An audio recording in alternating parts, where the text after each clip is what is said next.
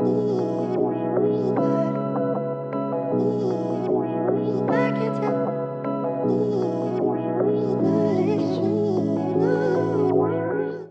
let's get back to the hip hoppers. Hip hoppers are understanding that we have the power within our hands to change our communities, okay? And this is what I like about P. Diddy.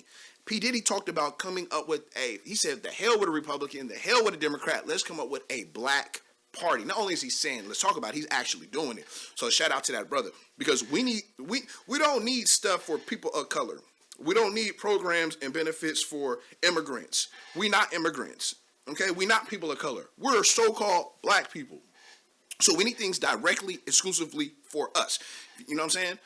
Black and brown. No, we need stuff just for black people. You know what I'm saying? All right, so that's that. What else do I wanted to say? We talked about P. Diddy. Okay, now Ice Cube. Ice Cube got caught playing. He got caught with his pants down. Trump and them, they got you, brother.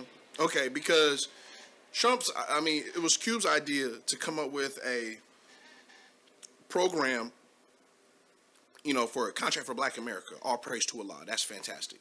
And then he went to the Democrats and the Republicans and said, what's up? Who want to do deals?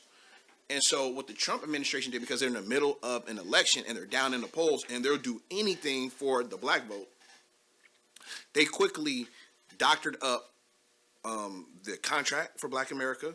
They doctored up the name. They even doctored up photos.